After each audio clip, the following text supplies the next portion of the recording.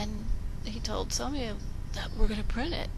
And she started screaming, no, no, screaming like crazy. No, no. Okay, I held this against her for years, okay? Because I thought, well, that's just, how could she go against the word of the master, okay? As it turns out, I'm really glad she did that, okay? Because I just can't imagine what would have happened if they had printed my version of the Gita. I mean, that would have been a hopeless ego boost, and I don't know if I'd ever would have gotten over it, okay? Just don't know. Okay, she started screaming, and it was like, I was sitting in the screen-in porch, the dining, one day, and she just launched herself at me in the middle of lunch. Who do you think you are? And how do you dare to find these mistakes? And not that I was finding mistakes, but how do you dare to rewrite his manuscript? And I don't remember what she said. It was like, Sonia, come on, I'm eating lunch. Why are you attacking me while I'm eating lunch? And I was, in the beginning, I felt calm, but when somebody comes at you with that kind of negative energy, it kind of stirs up your system too. So I still had stuff going on with me, and at the end of that meeting, I was a little shaken. Okay, that was probably the first time that I was, in ashram, maybe around 99, I don't remember. 99, 2000, 2001, whatever, I can't remember so much stuff. Can't keep it all straight. So that's the history that we have from the very beginning. I was the person who found all the mistakes, and whose Gita was highly praised by Swamiji, and whose Gita Swamiji even wanted to publish. And that sent me off the edge too. I mean, I just then I started writing. Oh God, then I put it in. I was supposed to put it in the computer and put it, start writing it. Swamiji's thing was that he just wanted people to be natural and work and do something. And when you work and do something and you're natural and you involve yourself, you lose yourself. You lose your not yourself. You find actually yourself in a way.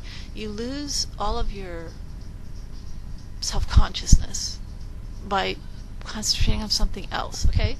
You get involved in a project, like, you won't even hear people talking around you because you're so concentrated on what you're doing. Everybody's had this experience one time or another, okay?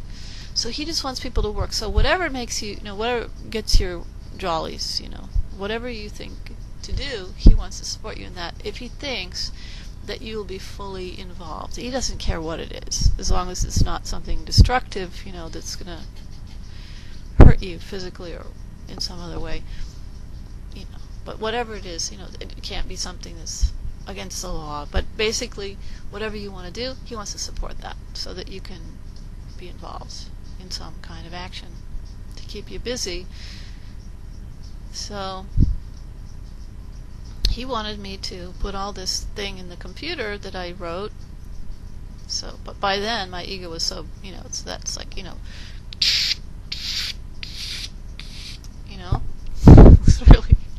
was really getting up there. Okay, so I was putting this in the computer, and then I wanted to print it. Well, Swami refused to give me any paper, which led to Swamiji himself, personally, the master, the great yogi, the rock star, my hero, went into the town and brought me back a ream of paper so that I could print it. So this is our history, the basis of our relationship in the ashram. That's how it started out, me and Somya, okay? But on the other hand,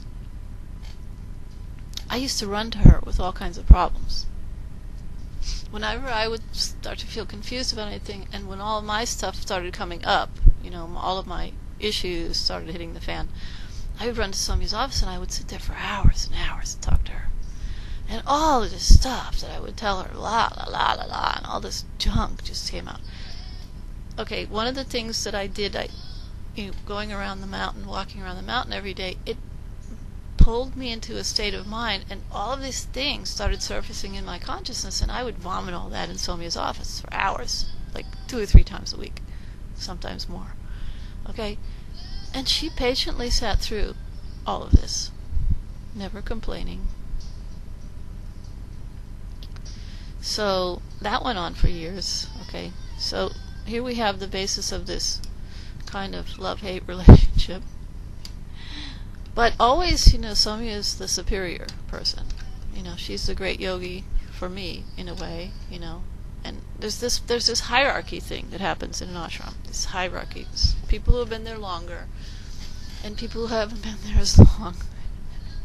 And it just goes up and down, and people almost kill each other, and all kinds of stuff happens. So after a few years of this, I stopped talking to Somi because I just thought, well, this is, just can't be good. I mean, it's draining for her. That's not the reason I stopped. I wanted to stop because it was like I felt like an idiot, always having to talk to somebody. But sometimes you just you can't hold the pressure. It just comes out, okay? And that was my way of releasing the pressure. So I had to talk to somebody, and that just, had to happen. So it was her. She was the only choice for some reason. So, where was this going?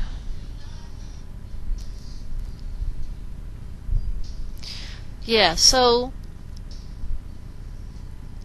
Swamiji will make announcements that XYZ person, ABC thing is going to happen, or whatever. And then he'll immediately go and do exactly the opposite, Or he'll do whatever he says he's going to do. But a lot of times he would say, this thing's going to happen, then another thing will happen, okay. And he said okay, that he was going to initiate me or something, okay. It's like, I can't explain. And I don't know why I'm even trying, but it's just funny. My whole ego trip was about yoga, okay? My whole craziness was about yoga, okay?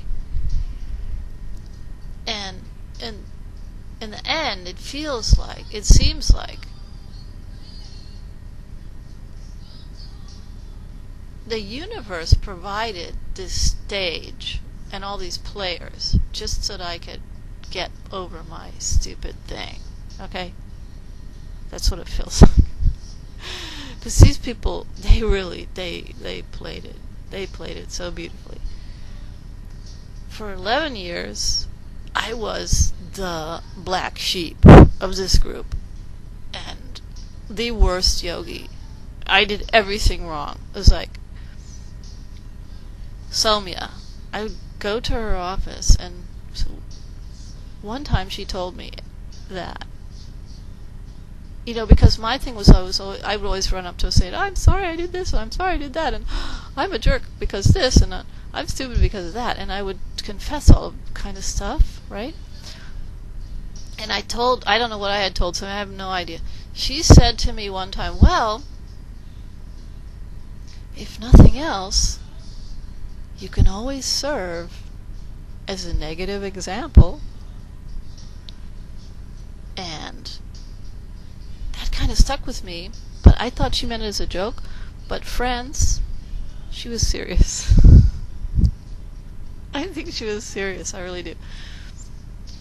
That branded me, basically. I was branded as the person. Now, anybody who's never been to an ashram or doesn't know about what it's about, and especially, or let's just say, people who don't know this group of people, they don't know these people, they don't know what's up with them, you're not going to have an inkling of what I'm talking about. So it's really hard for me to get you into this. So if this is too much, just sign off and forget it. But these people think that they're very, very, very special, and Swamiji wants them to think that. And frankly, they are. special, but maybe not for the reasons that they think they're special, okay? But they are special. They are different. They are a cut above. And he was like, the way he was going on all the time was like he was God. And but that's what they wanted, you know. They wanted somebody who declared that they were God. Now, don't get the wrong idea. He never abused anyone in the sense that you hear about, you know, religious sects and sex and money and all that. He never did that kind of stuff. But he did some really weird things. But people just ate it up.